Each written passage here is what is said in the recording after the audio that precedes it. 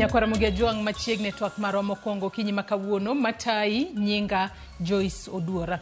Nyakwara Mugiajuang okinyi makawuono thuon wach madwa twake otudore koda weche mag chulo usuru. In kaka ja Kenya ichulo usuru nango. Bendi ng'eyo yo makare monego bedni ichulo godo usuru mari.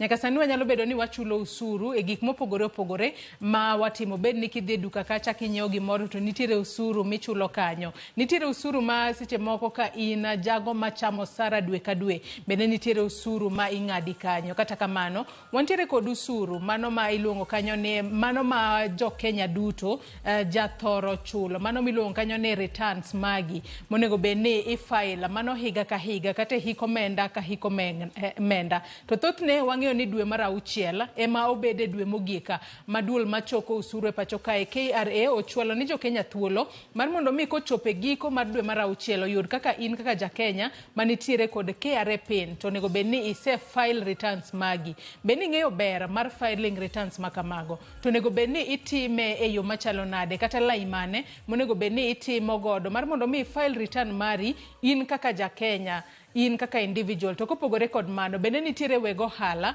manitiere kod ohelni mopogore opogore magin bende onego bedni gi file returns margi. Bende ging'eyo yo makare monego bedni gitimo godo mano. Ber mane ma ibiro yudo ma ki file returns mari e wang' sa maonge leo moro amora. To bende nitiere reliefs moko ma KRA jamiyo ji. Reliefs makamago imiyo ji e yo machalo nade. To ng'ama seche moko nyalo wacho no qualify mar mondo miye relief makamano. To kinde mang'eny toke ka ise file return mari jomoko jawacho ni nitiere omenda moko manyalo dong' e wiye kanya. Antiere kae kod jalony. Obo bedo kong'iso ni seche moko kise file return mari kiyudo negative mano nyiso nang'o. To pesa ma seche moko nitiere kacha bende nitiere kaka inyalo yude kata inyalo bedo refunded e yo machalo nade. Mane momiyo kinyi makawuono antiere kae kod CPA Masi Ongoge ma en jalony e weche mag usuru. Machiegni ahinya Masi ichiewo nade okinyi makawuono. Achiew maber, erokamano. Machiegni twak marwa. Erokamano. Nyakwara Mugiajuang mana kaka iseneno mane wendo mantiere godo achiel kachiel e studio marwa e county ma Nairobi kae. In bende kamoro amora ma intiere inyalo chwalonwa penjo, paro, ote moro amora kokalo namba mar ote machuok 236600 kaka pile mbui marwa mar Facebook ibiro yudo wa achiel kachiel Ramogi TV X @Ramogi TV. An bende nyalo tudri koda e Facebook page mara ibiro yuda Joyce Oduor, mbui mara mar X ibiro yuda @Joyce Oduor _ kochako twak mar okinyi makawuono. Ang'eni watwak e weche gi mag usuru kata filing returns. Jakenya nyalo bedo ni penjore ni omaanisha ang'o kata tiende nang'o. Oyawe Jaramogi. Filing returns en ng'ata man gi gimiluongo ne yuto. Onego bedni file return ne. To return ma wa file sani en ma higa mokalo. Ma tarik achiel dwe mar achiel nyaka tarik 31 dwe mar 12. Matiende ni inyiso ni isebedo gi yuto maromo nade. To yuto noendo nitiere monego bedni dhi ne serikal. Nikech serikal onge kuma mama serikal yude pesa mopogore gang'owa gi serikal yudo pesa mitiyo godo michulo go mshahara, miloso gigero go ndeche, mi iketo go yedhe osiptal gi gik mamoko goendo kuom gik moko adek. En mana ni tax ma ji chulo to gi mabe waneno ni ok onego bedni watimo kwecho ma wakwecho oko. Mano hola ma piny Kenya kawo kuom hola ma wasiko gi bakul kwa olo sate to ginitie ma bende miyowa ng'owa mimiyowa nono miluongo ni kaka grants. Komane kaka serikal yudo pesa matima ng'owa ma riembo godo chenro ni. To ahinya monego bedni watimo onego bedni wachulo ang'o? Wachulo ushuru. Koro ing'iyo ni to ka ija ohala kata in ja mshahara kata nitie gik mitimo oyuto ji yude okang' mopogore opogore. Nitie jo mshahara, nitie jok matimo ohala, nitiere gima ne inyiewo chon ma waluongo ni asset gi kizungu to koro iuse. Koro nitie gimonego bed ni chulo sirikal kind pesa mane nyiewe godo chande ka nitiere gik misetimo kuome maluongo ni improvements to gi koro pesa michule koro mano iluongo ni capital gains. To kiwacho ni gin assets kaka mage ma ng'ato nyaka chul ne usuru, wanyalo wacho ni ichule en bende e hik omenda ka hik omenda monego bed ni chwalo ne sirikal usuru ma kamano. Ma to luwore ka in gi asset chalo kaka ninyiewo ot. Inyiewo ot $2 million to ibet kode maybe higni 10 to yudo ka nitie gik miketo ilose kendo imedo. Koro mane imede cost mane timang'o mane nyiewe godo chande. Koro ka bi wach ni bang' higni 10 iuse million adi 6. Koro improvements moko nyalo bet ni medo kata ma $1 million. Koro edo kama chacha en $1 million. Koro kiuse $1 million ten kind $1 million g3 mane timang'o mane nitiere chande. Koro yudo ka gimidhi chulo en gine sane gimede osebedo ka en atamala 4 but sane gimede koro ichulo ma pogruok ma $1 million gi $1 million. Koro mano iluongo ni capital gains tax. Then nitiere ma wantiere godo bende miluongo ni withholding tax. Ko withholding tax nitiere kaka gik machalo consultancies. Kitimo consultancy en yuto mar ng'ato kata en yuto mar company to nitie gima kitiyo to ng'at machuli chande timang'owa okochuli te. Nitie pesa modong' godo. To nitie bende gik moko machalo kaka dividends kata interest. Kopo ni nyiewo gik machalo ni nitiere pesa ma bank onego bed ni chuli. Ka gichuli ni iketo pesa kuomgi, iketo pesa e bank higa achiel, o nitie pesa monego bed ni bank chuli kuom pesa miketo negi noendo. Nikech pesa ni de timogo gimoro amora timiyogi gitimo godo ohala. Koro mano endo be onego bed ni bank chuli cha macha en yutoni. Koro ka bank pok ochuli to nitie ma gitimo ang'o ma gipogo ma koro gitimo ang'o gichiwo ne sirikal. Kopo ni nitie dividends mitimo ang'o ma bende iyudo. Isebedo kikeno gi sako, isebedo ka inyiewo gik machalo treasury bills mek government gini. Koro sama government chuli yuto ni chande, onego bed ni timo ang'o nitiere bende pesa maging'ado, magichulo ang'o, magichulo sirikal.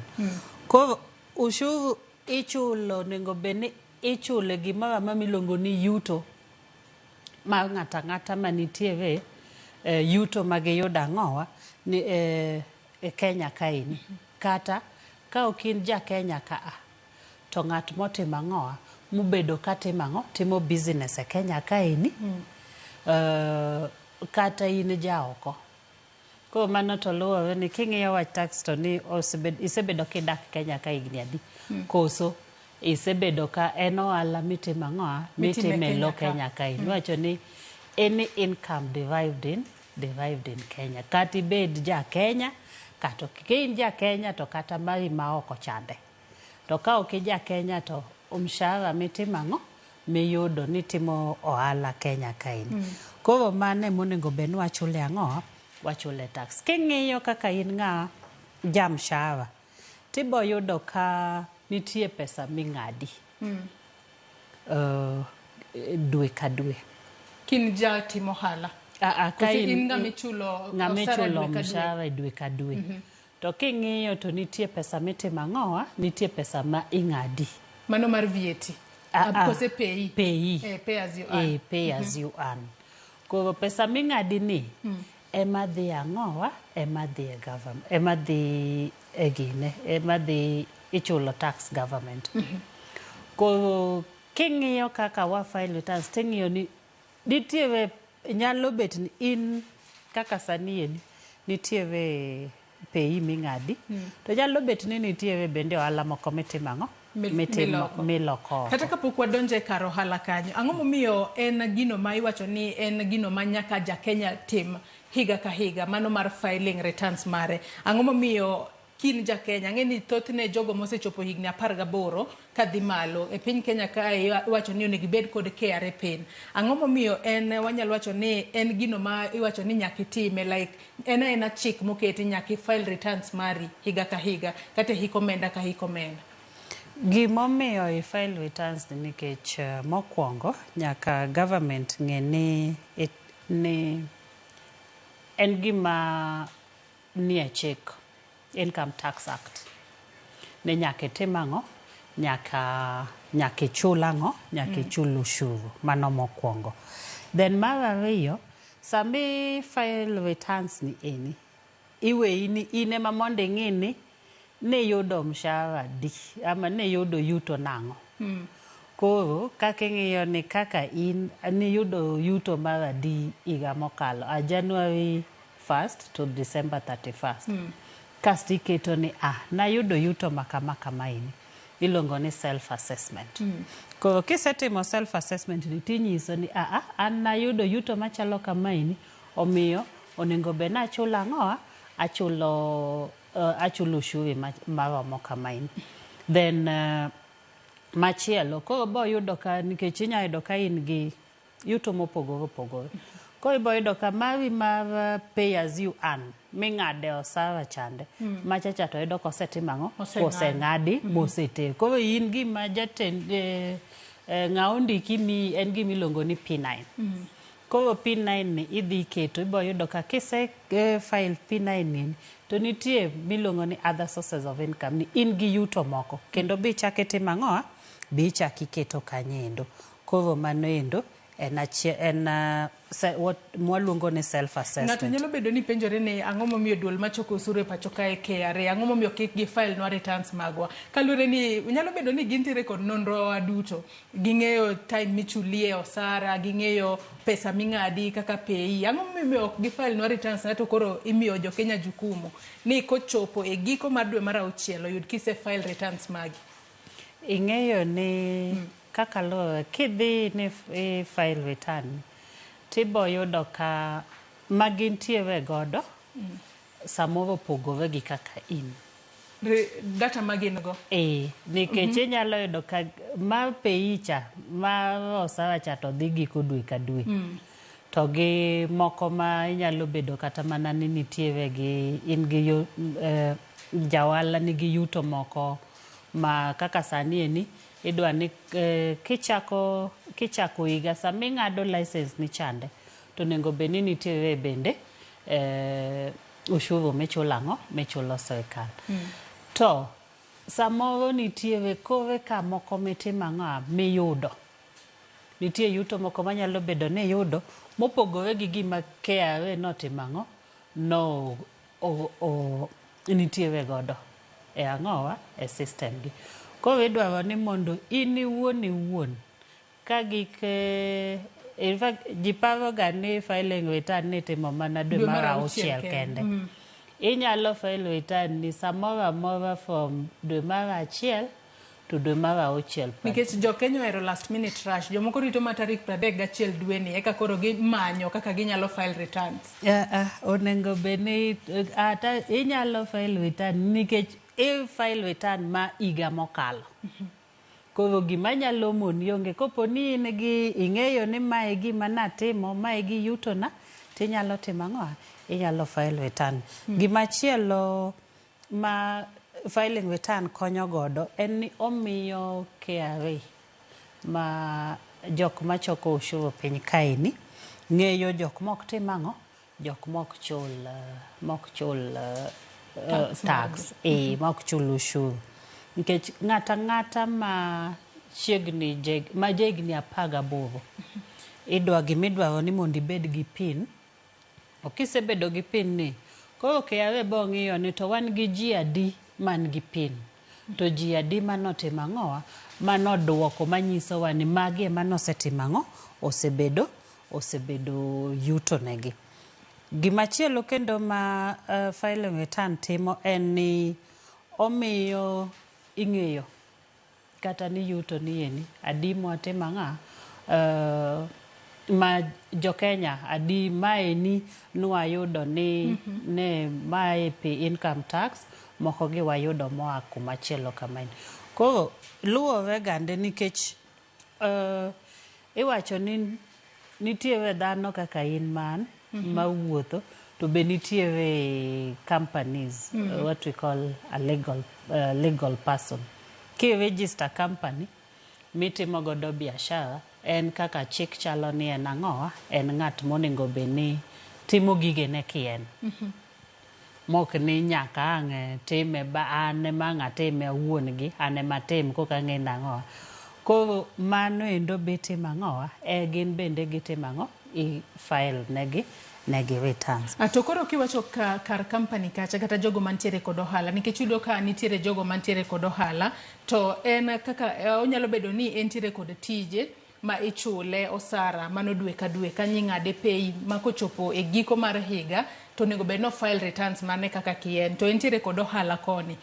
Ng'ani mantiere kod ohala ki yawo kampuni mari kata ka intiere kod ohala ni moro kumoro ibedo kod pin achiel kose ohala no bende bedo kod pin mare mopogore to onego bedni file returns e yo machalo nade.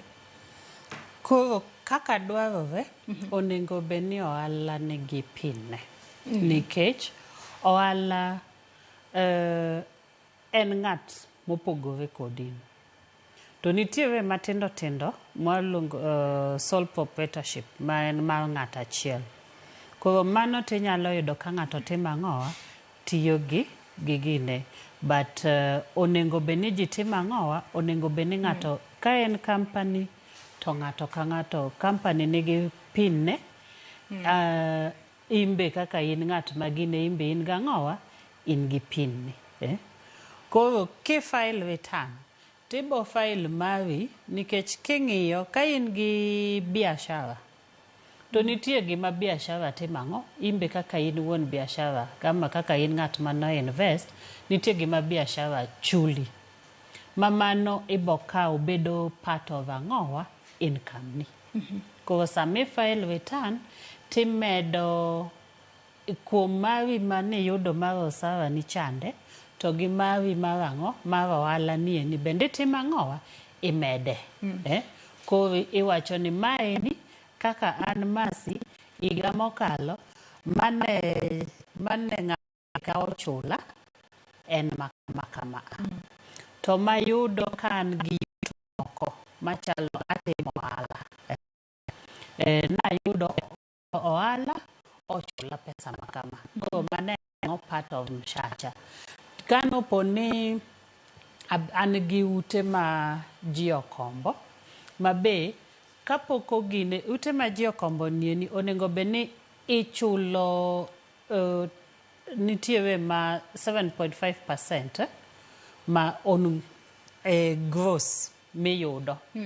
In fact en diriyo tachiel to nyaka indik ne commissioner ma KRA mondo mi makoro idwa ni mondo kiyuto iyudo 10,000 rent to nitie monego bedni golo expenses ni achulo stima achulo jaywecho atero ang'owa koro mano nitiere kiyudo rental income kiyudo ni in gi ute amao to nitiere ma en kaka iyudo gine noendo kiyude siling 1,000 to onego bedni chulo 7.5% of 1,000 koro ma rental income opogore nitie types ariyo koro koponi an gi rental income tatimo ang'owa onego bedni mano be atimo ang'o nikech idwaro ni tarik 20 dwe ka dwe itimo ang'owa inyiso government ni an mae pesa manayudo kuom ang'o from rental income kasto ikalo margi chande kao tax titimo ang'o mantine ni jogo mantiere kod udi mikodesa gin gi file returns margi dwe ka dwe kaluwore kod rent magiyudo magichoko kuom tenants magi kose gin bende nyaka girita kuom thuolo mar higa achiel eka koro gi file te kaka lamsam file kende chule giko dwe tarik 20 mano dwe ka dwe ma dwe ka dwe koro ka giko mar higa tibo manyisa ni mae gine manatimo ang'owa mae pesa manayudo rental income to mae masebedo katimo kachulo koro ka nitiere pogruok nikech nyalo bedo ni nitiere pogruok ni wacho mang'eny kata iwacho matis to koro miyi opportunity mondo itim ang'o imed kanyo. Koro kiwacho matis tang'o matimore mopogore kod gino mane yudo igoyi fai koso ang'o matimore? Kiwacho matis emomiyo filing returns kapok ochopo tarik 31 ni gine koro onego bed ni chulo ipong'o wiye mane odong' no. To bende yudo ni nitiere jomoko ma nyalo bedo ni nitiere kod ohala ma kamano seche moko se register kod county, entiere kod permit mar timo ohala, entiere kod oboke duto mag timo ohala, to seche moko ok register kod KRA matiende no ok chul files, ok chul returns, obedo dwe ka dwe kata higa ka higa. Jago ma kamano ang'o minyalo timne kuom seche moko koso keto ohala ma kamano mar mondo mi ochul osuru? Ing'ene jalama kamanendo nikech wachulo ushuru ni mondo ji tete mang'o oyud benefits ma kuom serikal. King'iyo nitie jok ma wang'ayo mwatiyo godo gimoro achiel miwacho ni tax onego bed ni jok mayudo yuto mang'eny chulo mang'eny to jok mayudo yuto matis chulo mang'o matis. Koro iwacho ni redistributes income. Kasto inyalo yudo koro king'iyo kaka Nairobi kaini nitie jok modak kuonde mamalo to nitie ng'at modak kuonde mawacho kaka ne slums gi. Ok nyal bet ni jok machulo ni ema yudo ang'owa yudo ni wang'ayo los madhi kogi kunendo gine ma ka gidhi osiptal to gine mantiere. Onego bed ni ikawo kuom jok ma yuto gi ni malo tiduogo iloso kaka skunde wang'ayo kuonde mang'owa kuonde ma jok ma yuto gi ang'owa yuto gi tis. Koro ka ng'at mobedo ka timo business gi county ang'oni to kochulo SHA ene mokwongo ene molose.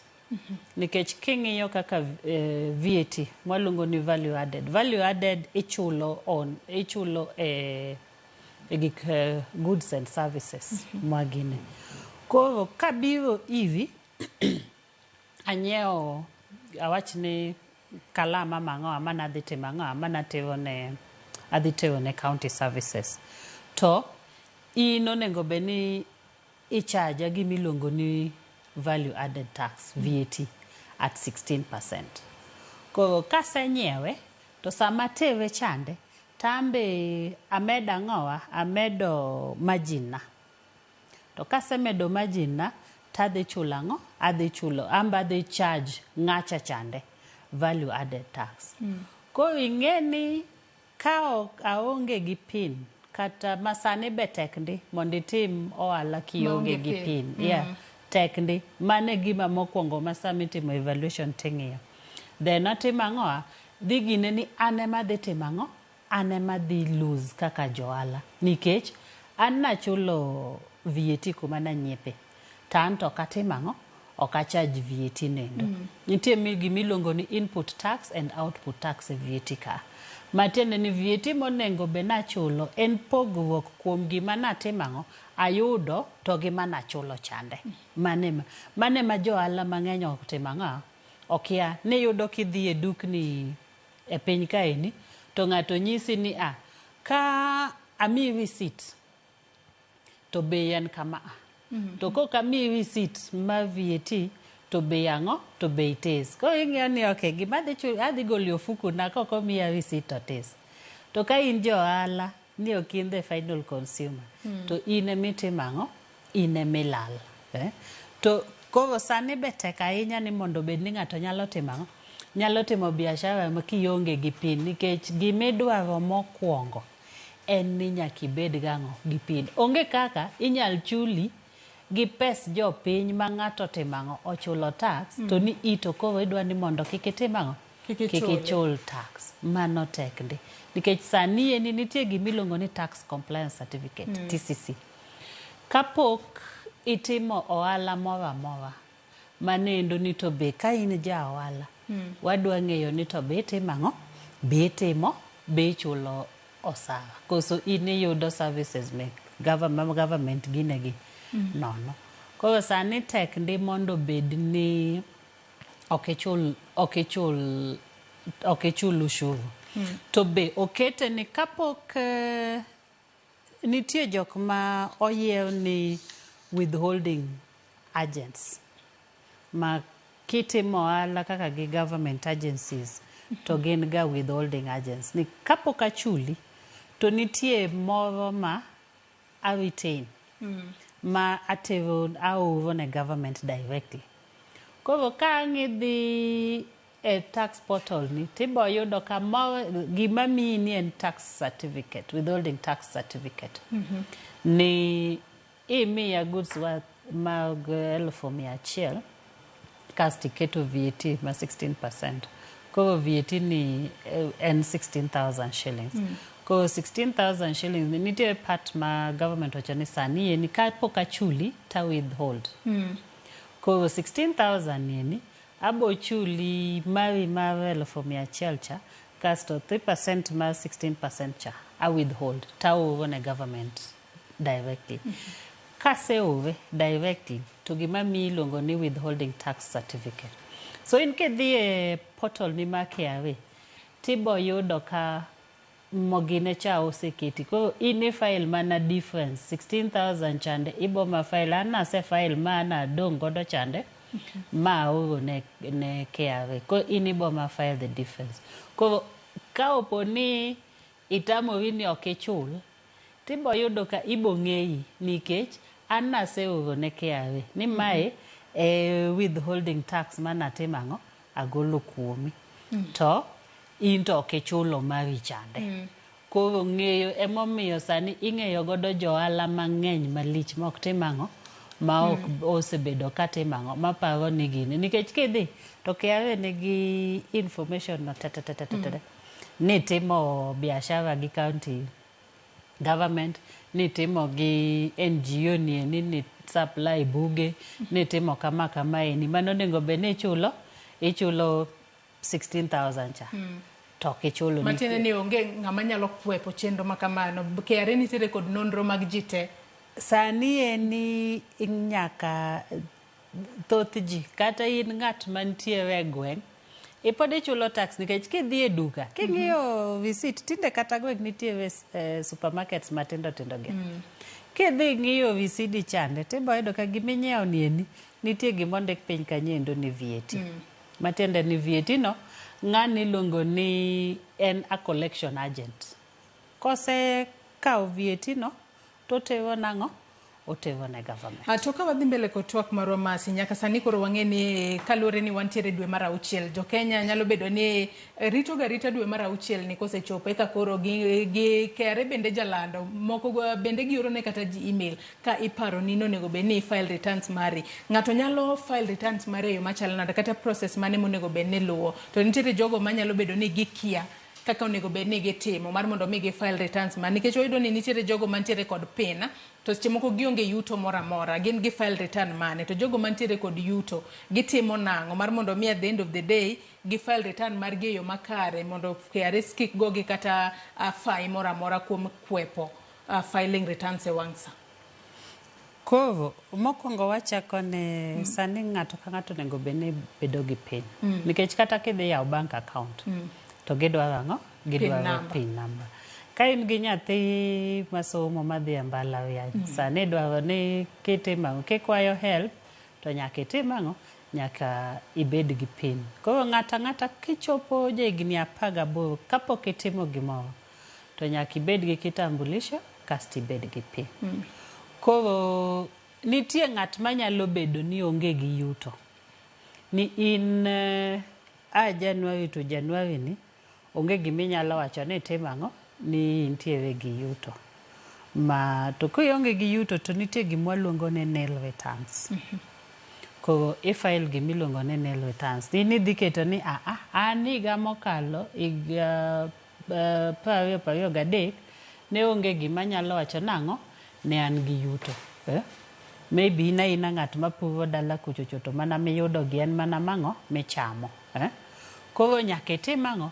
Nyaka gimitimo ni nyaka file nil returns nikech kok file returns to nitie gik miluongo ni penalties ma ibo timang'a ibro goyi kendo iyudo ka KRA oketi aketa e portal ni kanyo endo in chieng' ma idwaro gimoro kinyisi ni ka jok mokia chieng' moro kidwaro gimoro kinyisi ni timang'a in gi pesa serikal maromo kamaini tidogi wacho ni to pesa no to na gine karang'o kare kia ni gima ni ok ibedo ki file returns gi iga ka iga nitie ang'owa nitie fine mitimo ang'owa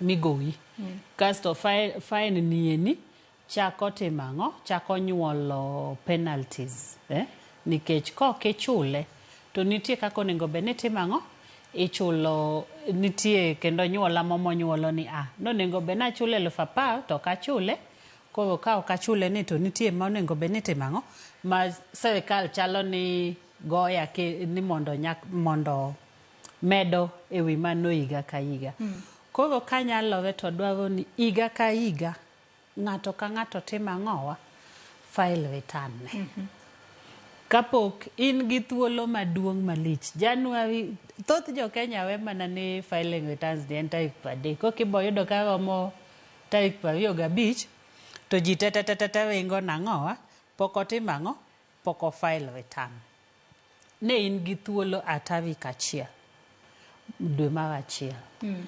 tete nyaka tarik 31 koro tem mondo serikal ong'e ni mae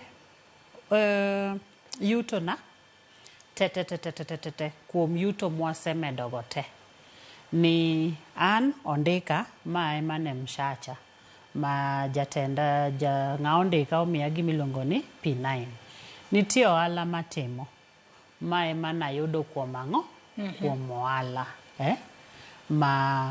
mane income business miluongo ni business income auso gimoro mano endo nitie ayudo capital gain tax mane enda timo ang'o amedo anyiso serikal ka nitie interest mana chamo kayudo bank pesa na matimo ang'o makete bank nitie mano endo atimo ang'o mae mana yudo kuom interest ma bank ka nitie dividends mana yudo nitie mae mana yudo income mana yudo kuom dividends mae madhi ang'o madhi serikal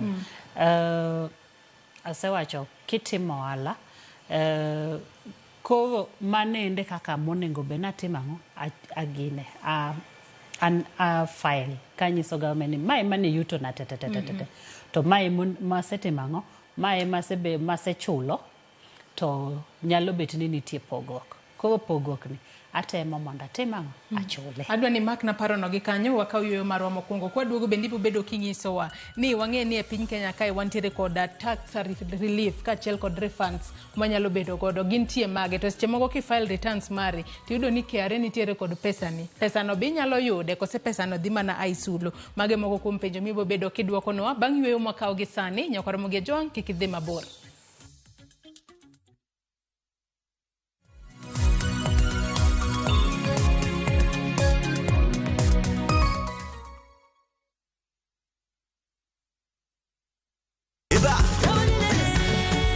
Beikori mar chako wuoth e piny mar thum thumbe mane oloko tieng' mang'eny fwenyo sigendni wende mag piny koda sigendni mayudore wendego Ngoma Owake en kama gik mane otimore chon koda matimore sani chopo e winjruok maber chuth. Ngoma Owake wuok tich nyaka tich abich saa 10 odhiambo. Kik bai.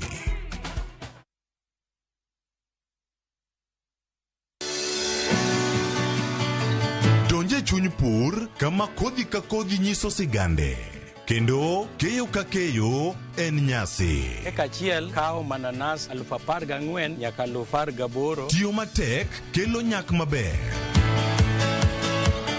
Winj sigand jopur mokadho e yamo kod apaka maduong' to girwako lokruok manyien kod nyago ngima maber ne jopur. Farmyard manyiwa the compost is the best. It berne nango oduoko lo kaka lo ne chalo chon. Bi kodwa sama wakedo gi pek ma waromo godo kendo yudo gweth ma kit ngima maber. Sama wachako tich mar lowo nyaka bed gi kwer. Kae ta bedo gi beti, kae ta bedo go pao. Kaluowa kae dhano owuok oko ne pur. Pur gi ohala. Tich adek ka tich adek, saa 1:45 otieno.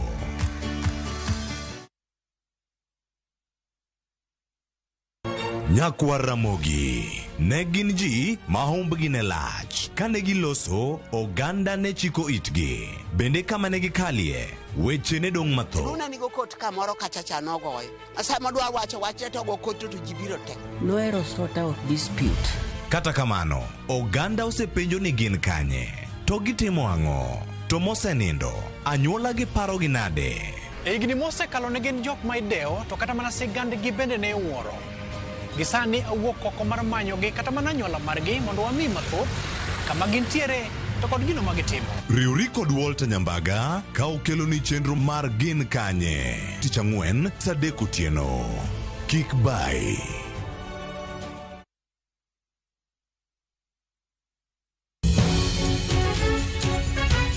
Ywaruok mang'eny ewi paro mar chik omenda 2024. We are taxing the batteries, we are taxing the tires, we are taxing the motor vehicle. We are approaching this exercise with a very open mind. Kendo nitiere budget manyien. Budget mar omenda 2024, 2025. There is excise tax on the water inside this bottle. Every constituency will be getting an average of 180 to 220 million shillings every year. Let us not throw away what has been built painstakingly over decades. Kowuok e weche mag osuru nyaka e weche duto motudore gi budget. Pogruok mag paro donjo kendo wawinjogi.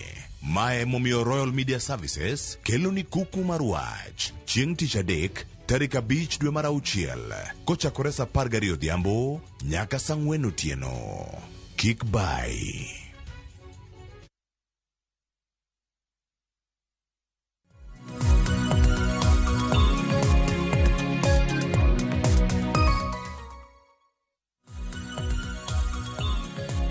Machiegni kendo Nyakwar Ramogi Ajong' wadhi mbele kod twak marwa kutudore kod weche mag chulo usuru e pacho kae kata filing returns magi. Kapo ni kitudri kodwa gi sani antiere kae kod jalony e weche mag usuru mano Masi Ongonge mosebedo ka puonjowa yore mopogore opogore manyalo chulo godo usuru. Bed ni mano ma ichulo kaka in iwuon jago mayudo sara dwe ka dwe kata kaka ina jago matimo ohala. Bende anyisi ni nyalo bedo ka ichwalonwa penjo paro mora mora kokale namba mar ote machuok 36000 kachiel kod Facebook kama wantiere live okinyi makawuono. Kapok ne wadhi yuyo marwa Masi anyisi ni bubedo ka ileronwa weche ma utudore kod wanyalo wacho ni tax refunds kachiel kod reliefs manitiere pacho kae. Kata kamano kapok wadhi e mano wang'eni nongiswa ni NHIF kata kuma mar thieth mano mar NHIF onego bedni wafaile kaka health insurance. Kose file kaka health insurance kata okumba mar thieth mano mar weche mag thieth e pacho kae.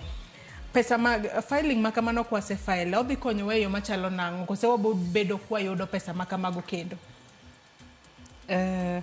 Kwa ng'eyo nitie chak gi tax relief kasto kwa the health insurance.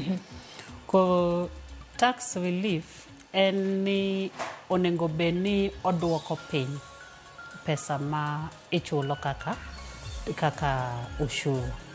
Iduoko yo machalo nade kata iduoko nikech ang'o? Iduoko ni serikal neno ni nitiere kin ng'at machulo ushuru to nitiere kaka onengo beni pesa mowigulo.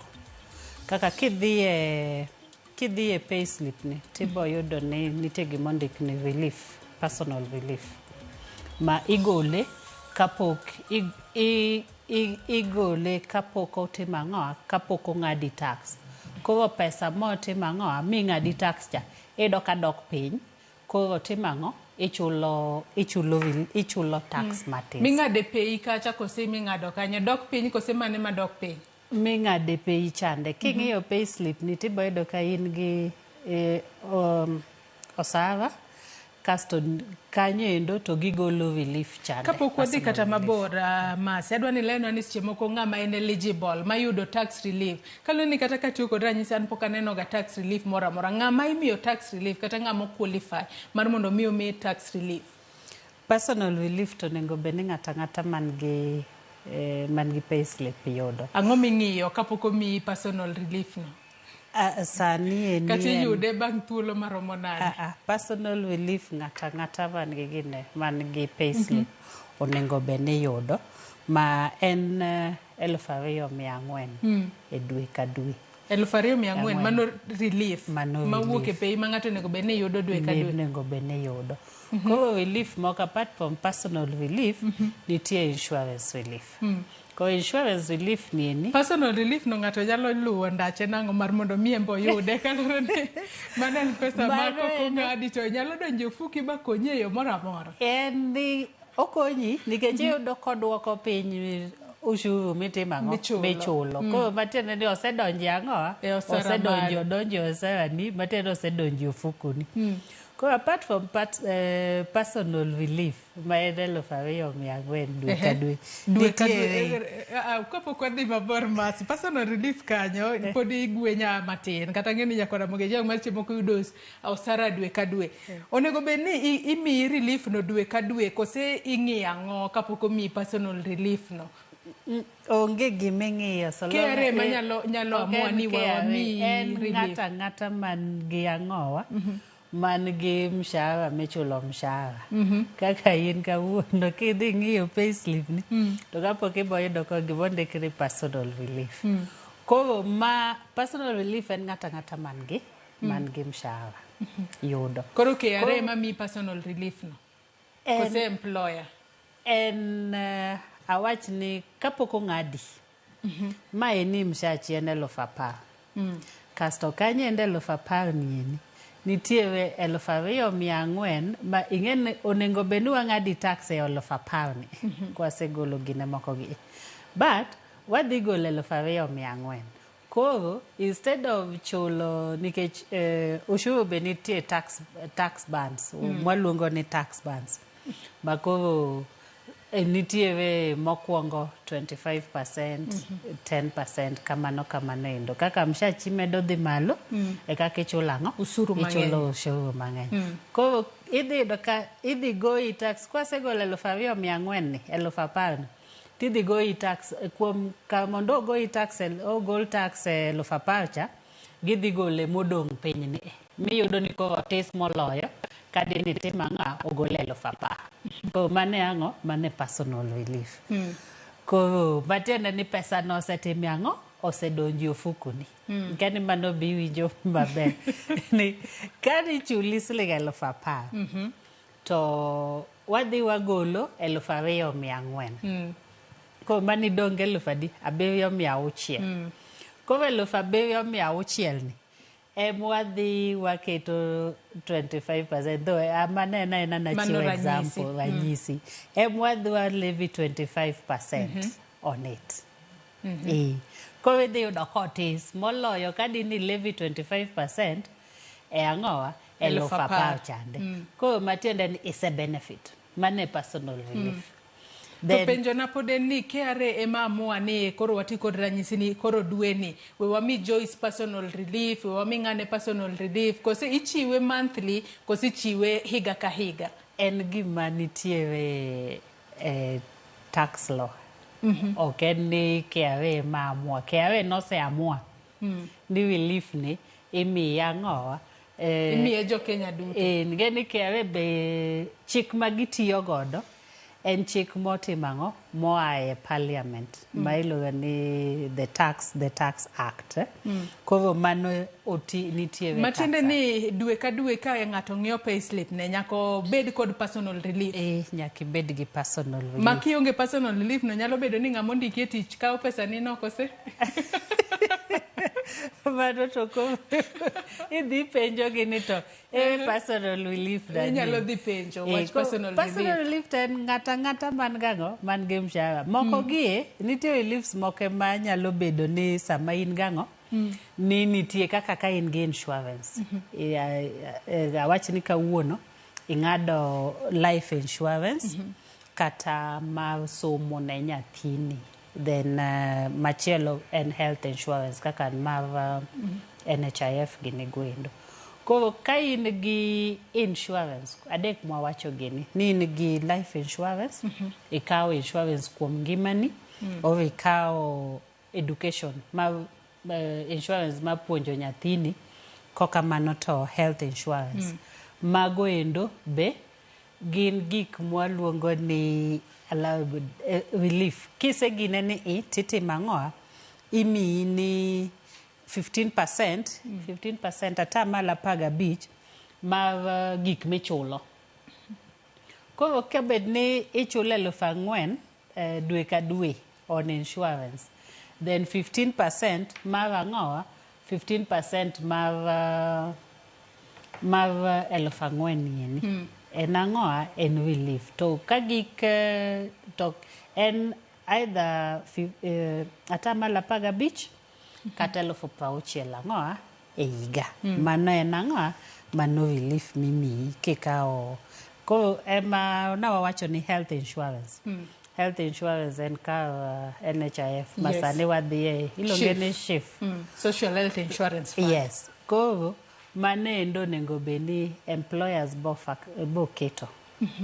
Ni atamalo 15 e dwe ka dwe ma kata giko en atamalo 15 to mang'eny mogiko konego beni okalo 6,000 e higa. Nikech inyalo yudo ka jomoko ng'ato bedo okwa en 2.75% mar income ni. Koro inyalo yudo ka jomoko chulo mang'eny, jomoko chulo matis. But mang'eny mogik ma inyami relief en ang'oa, en 1,000. Kasto machielo nawacho ni education policy. Education kopo ni chulo ikawo insurance mar school mar nyathini, mano be onego bed ni timo ang'oa, mano be onego en relief. Kasto ko mano is gimachielo ma be ji okia ma nitie gima waluongo ga ni kopo ni in gi mortgage mar odi, to ichulo mortgage ni. Nitiere interest ok te idhi nyiso bank no kama kata sako omi loan mitimo ang'oa minyiew go odi koro ichulo mortgage. Koro nitiere part of gimichulo cha ma en interest. Ko interest ni be en ang'oa, onego bed ni KRA timo ang'oa, golo kuom tax monego bed ni timo ang'oa ichulo. En mani oko, en e higa ok onego bed ni okalo 100,000. Inyalo bedo kata ni interest kende michulo e higa en kata 600,000. But magi gine en mang'eny mogik en 100,000. Magi monego bed ni timo ni ka pok i file returns gi. Tidhi kaka en bank kata en sako. Gimiluongo ni tax certificate. Koro sami file returns gi chande, ti file nyaka gine monyisi ni eni. Ni maa e tax interest mana timang'o mana chule bank, to mae tax certificate mantiere godo. Ko manendo ibo miyo igolo kuom ushuru mano nego bed ni timang'o, mano nego bed ni ichulo government. Akawa dhi mbele masi nyaka sani koro wasewuoyo kotudore koda tax relief. To bende wawacho ni kochopo seche moko e giko mar higa kinde ma koro file returns mari, seche moko koyudo ni ka watiyo kod ranyisi ni jago mane timo ohala tiyudo ka seche moko omenda ma file tin nitiere moro ma ipong'o wiye. To nyalo yudo ni seche moko nitiere ma file to nitiere omenda moro modong' wiye kanyo, matende ni gin excess. Pesa ma kamano, KRA duoko ni kose pesa ma kamano dhi kanye? Onego bed ni KRA onego bed ni duoko ni. Iduoke yo machalo nade kata iduoke nade? King'iyo chon ne oyot, sani to KRA ogine nikech apani be sirkal ni onge gi pesa. Chon iluongo gi ne refunds. Ma kopo ni ichulo ushuru mang'eny, moingo mano onego bed ni ichulo to ifile gimiluongo ni claim. Then claim no ng'ato file e yo machalo nade mondo yud pesa ne modong' e wiye kanyo. Kidhi ka in gi pin to nitie gima iluongo ni portal. Ko kidhi e portal ni tibo yudo ka ni file wach ni file 1,100 misebedo ki file. Kaka joala nitie sani gima giluongo ni turnover tax. Midwaro ni king'ado license e chak iga to nego be ni ichulo.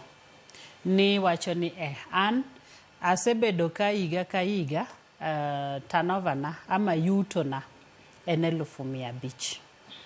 Koro acho ni aparo ni yuto na mar 1,500 ni dhi timang'o, adhi medo ka yuto kama nendo e higa mar ang'owa. Awacho ni kaka ni koro ing'ado license tarik 1 kata tarik 5 dwe mar achiel, kaka sani wacho ni 2023 nikech ema wacho ni sani ji file returns.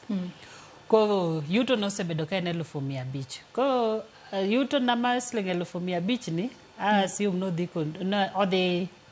adhi medo yuto kata 2023 ni adhi yudo yuto mar 500 ni. Koro ka ng'ado license tagolo gimiluongo ni turnover tax. Atimo ang'o? Achulo. Koro inyalo yudo ka giko higa yuto na nok en ang'o? Nok en 500 kaka natimo ang'o? Kaka nachulo ni. Yuto na netis. Koro pogruok nachulo tax mang'eny moingo ang'o? Yuto na. Koro ka file emomiyo itimo ang'o? Idwaro ni mondo file. Koro ka file maketo ni an nok ayudo 500 kaka natimo ang'o? Kaka nyicha chulo chande. Ayudo matis. Ayudo 300. Gimonego beno kawo kuoma en tax mar ang'owa mar 1,300 ni. Koro mane gima dhi file ni mane ang'owa mane yuto na mar higono. Koro kasetimo ang'o? Kase file manendo to nitie midhi yudo ka nitie pogruok kuom mana aketo ni ne onego bed yudo na to gi mayudo. Koro mane gima dhi timo ang'o? Kadhi e portal na kacha chande to kaseketo to onego bed natimo ang'o? Koro achaka filo forms mek ang'owa? Mek claim. Makia onego bed ni timo ang'o? Onego bed ni chulo. But king'iyo to hapa ni nitie kidok chien kuchocho mano gima ne wacho ni nokotigodo maber gi jo Kenya. Koro yudo ka sani mondo jo KRA oduok ni pesa ni michulo tek. Koro pesa no lal kamano kose? Okolal. En portal ni tidhi file moko gieni ibo yudo ka timo ang'o? Inyalo offset. But kata ka neng'iyo nyoro news manyoro ne jogi wacho ni hapa ni nitie expo ma jok ma pidho maua gang'o gine gieni. Koro yudo ka giwacho ni serikal pok oduoko negi refund VAT refunds ma bilion 10. Mamago endo gin gik ma gin ne giwacho ni ka jogo nyalo offset ni koro kik gichul VAT moko to government mondo timang'. To samoro yudo ka yuto mar serikal bende ka pesa osedonjo to aparo ni ng'ato ka ng'ato ok mana serikal kende kata in kosedonjo to ok wuogo yudo ma. Koro giyudo ka giketo rules ma nyaka ang' itim ang'o? Ang' manyi amanya ni kamae nie kaka gima nitimo mondo pesa no tim ang'o? Pesa no. But ne chon to ne gitimo ang'o? Ne giduoko. En mana ne jo Kenya wambe ok wan straightforward ahinya. Ni yudo ka ji timo ang'o? Ji temo ma ng'ato timo gik moko beyo mondo yud refunds goendo. Koro mano miyo KRA otimo ang'o? KRA otemo mondo odin ang'o?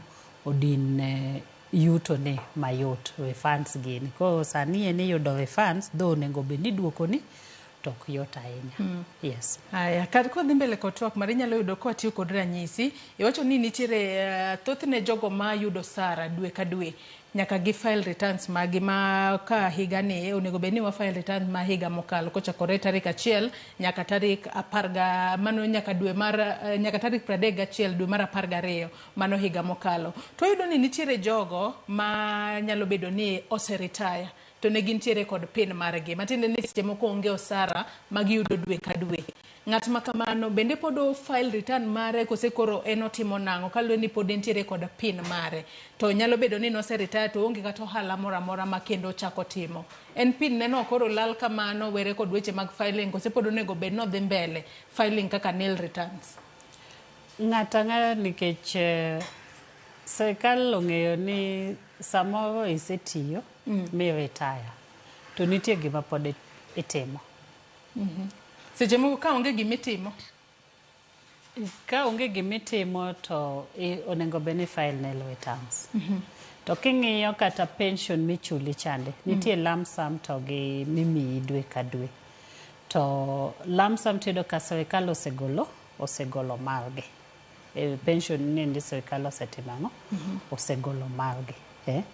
Koro ng'at ma onge gima timo onego bed ni inyiso serikal ni an onge gima timo.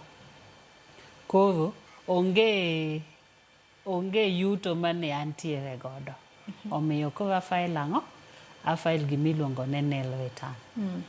To kopo ni in gi pin ng'ata ng'ata ma is above jahigni 18 gi mbele onego bed ni nigang'o nigi pin. Matiende ni ng'ata ng'ata ma wuothe Kenya kaini ama matimo ohala Kenya ka ma jahigni 18 kadhi mbele onego bed ni file return.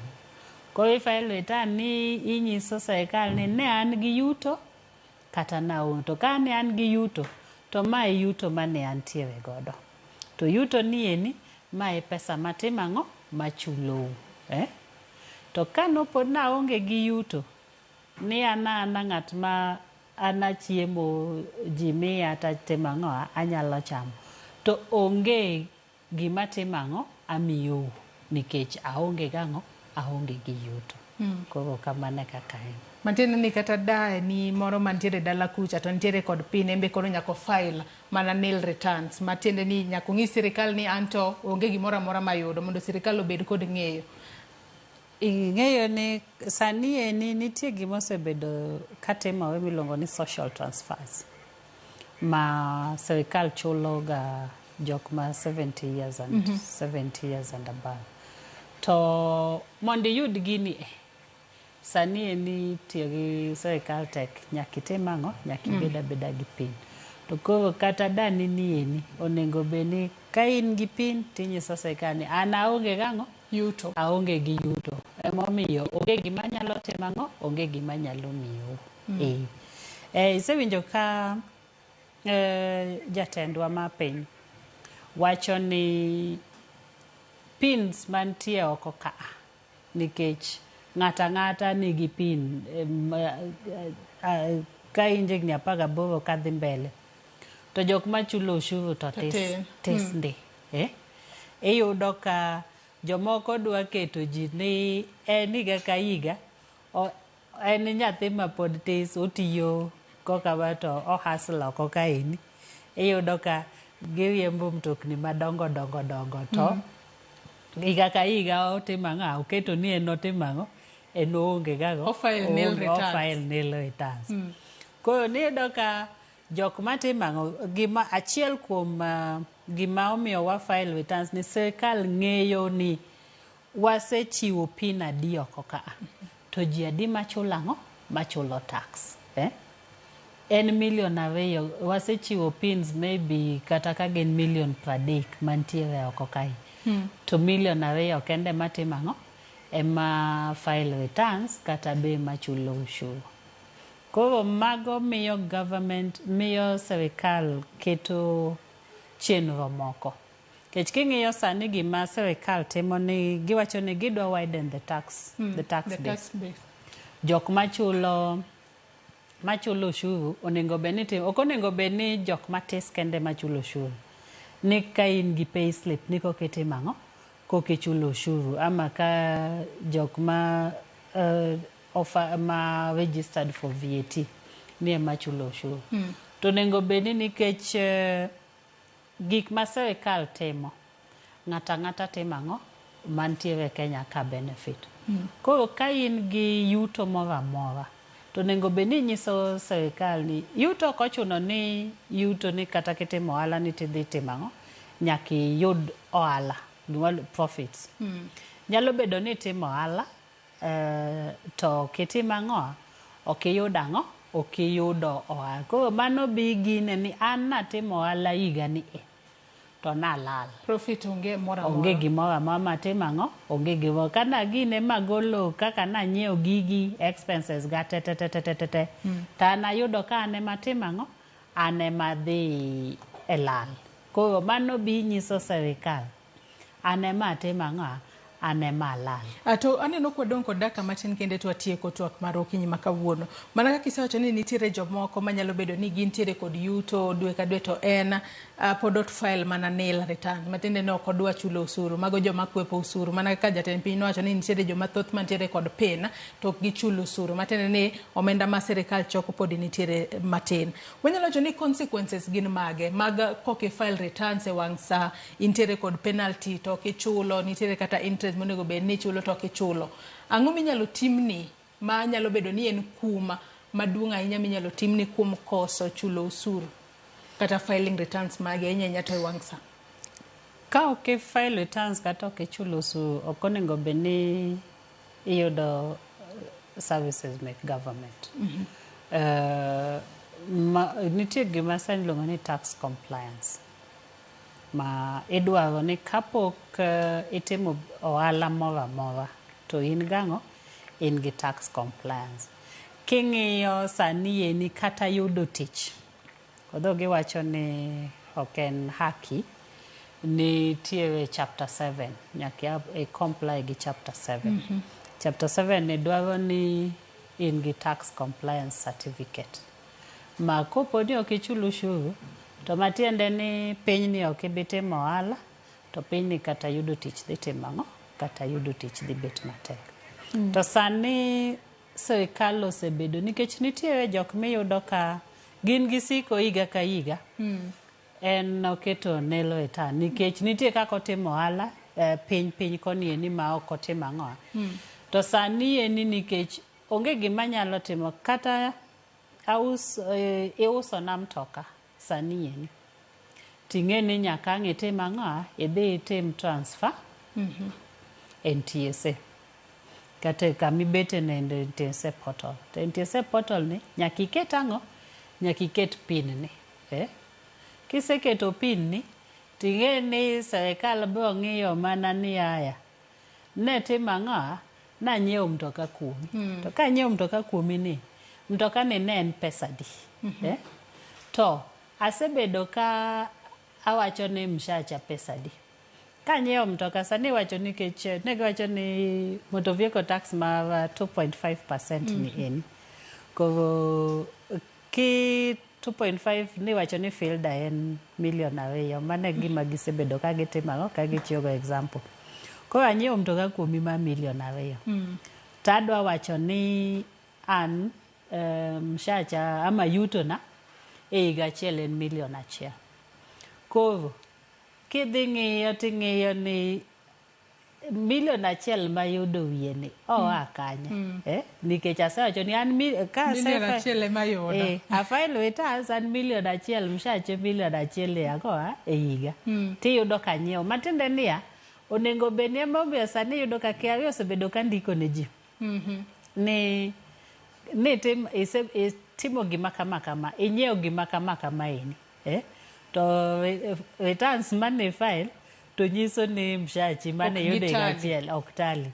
Koro bi anena gi account dini statement mar account ni mondo inyiswa ni to pesa mane wiye mar milion achiel ni oa kanye nikech ok inyise sirikal ni an bende natimo biashara moro kaini ayudo milion achiel mang'oa mane wiye mano ne nango kaka en to ponono ka KRA ondiko ni to ikoso dhi bende ginyalo biro tingi lep nikech ang'eyo ni jogo michulo sara dwe ka dwe gin to KRA nyalo bedo ni neno ni nitiere pay ma ing'ado dwe ka dwe ma koro nyalo bedo ni mano osuru ma gichulo to in mitimo ohala to file return bende KRA nyalo biro tingi gima gisebedo ka gitimo ni gilove account ji ma kasto kage gine to keto ni pesa ma modhi account ni no mokwongo kinyal access to gine magin gang'o gi right mokwongo mondo gitimang'o mondo gi access to sani kuma wadhiye ni to wadhi ka finance bill ma 2024-2025 ibo yudo kata gwed ji wabodok e ndalo machon to ndalo nawinjo ni tibivo imako nyaka chief bivo mako nyaka gund imako nyaka gik ma nyaka diek mantie dala kod rombe mantie dala koro onego bedi ji tete mang'o chulo ushuru kata yuto tis manade tinyise kal ni anta timang'o aonge gang'o aonge gi yuto to be nitiere jok mani gi yuto mang'eny malich en mana ni ok gidwa timang'o ok giyanggi koro gima serikal oseketo sani yeni en ni ng'ata onego bed ni timang'owa man gi yuto moro amora onego bed ni timang'o onego bed ni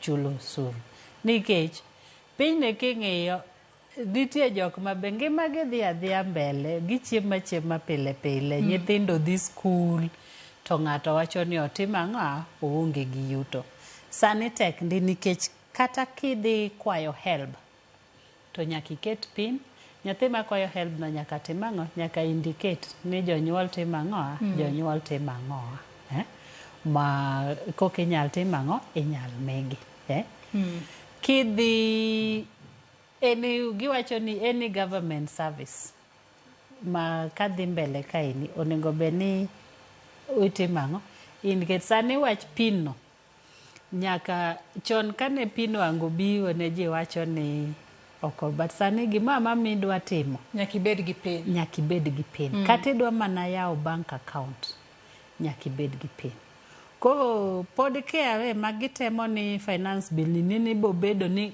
ginyalo sani ting'e ni ma nyaka pod itene gi statement ma bank statement ni to nyalo kwa dhi mbele nyalo bet ni ginyalo access bank statement ni kata M-Pesa statement ni maging'e ni ang'a nitiere in dwe ka dwe itimo ohala pesa di madonje ang'owa madonje akawa M-Pesa ni o madonje account ni matin wanyalo wacho ni onge rengo gibro bedo ka gimako ji kuonde duto ma onge ng'ata ma biro kwepo chulo usuru kale ni sirikal bende dwaro mar mondo mi omeda ne kwano omenda ma ichoke pacho kanino ka thuolo mar osedhi ahinya masi wachni mogik ka waloro twak marwa okinyi makawuono kotudore kod weche mag chulo usuru ana nyalo medo wacho kaka sirikal wacho ni chulo ushuru en miyo wabedo gi mijingo kulipa ushuru ni kujitegemea gimonengo beni wachulo ushuru kaka wanyalo gimonengo beni wang'iyo en komachielo ni pesa michoko ni oti kode maber ka wang'ayore to wantiere godo osiptende wantiere godo nyithindo madhi skul onego michulo pesa michulo e skul ni wantiere godo CDF wantiere godo to koro gima wacho ni kikiwe mokitimang'o mokifile return ni iga ka iga filing return en file return ma iga mokalo oken ma iga nieni koro mondo kikibed gi weche mang'eny ni chieng' moro nitie gimo ma oneno kamoro idwa ni mondo iyud tich ama in gi business moro ama kikigo iyud ka in gi shida gi sirikal ber ka mondo itimang'o kapok ogik tarik 31 tarik 30 dwe mar auchiel rumo itimang'owa idhi file return mondo kik penalties and fines otimang'o omedi nikech iboyudo ka in ikia chieng' mo kidhi ni dwago gine tiyudo ka KRA nyisi ni in gi $1,2 monego ichulgi tiwacho ni ichulo gi nang'o nikech yuto mane intiere go to kata ka in gi yuto to nyis serikal nikech kaka sani ni ka in gi payslip wacho ni an jatenda ng'awo ndika osetimang'o osechulo ushuru onge gima gine to nitie kokinyiso gi midhi mi file return to gibo impose these fines and penalties ni nokitimang'o nokinyiso gi ni mae gima timang'o ayudo koro iyudo ka in iling' ichamo mshahara dwe ka dwe chieng' ma koro idwa dhi kata mani koro pension ni kapok ochuli pension ni nyaka serikal kuong ng'ad pesa gi te koro emomiyo ng'ato ka ng'ato onego bed ni file ang'o return inyiso serikal ni mae mane yuto na to mae mochulu aidha mae madongo kata une maun gang'o un gi pesa un gi gopa. Erokamano ahinya Mercy Ong'ong'e kuom kawo thuolo mar okinyi ma kawuono mar mondo mi ibi watwak kod Nyakwar Ramogi Ajwang' kotudore kod weche mag chulo osuru. Nyakwar Ramogi Ajwang' in bende agoni erokamano ahinya kuom bedo kodwa nyaka gi sani mwachopo e giko mar twak marwa. Ber ka waduto wachulo osuru mar mondo mi wameda yudo chenro mopogore opogore mag sirikal to giko mar dweni mano dwe mar 6 emonego bed ni file returns magi ne file returns magi yo makare mar mondo mi kik go ifai moramora kata kik ibed kod penalty moramora to kapo ni nitiere omenda moro e wiye kanyo sani koro KRA ok duoke kata kamano biro konyi e ikomenda machielo e kinde ma ibo bedo ka file returns mari wakawiyo madundo gi sani bang' yueyo to thuolo chenro mabiro ni bang' mae en tedo gi chiemo gi nyawadwa Jael Lieta kik idhi mabor.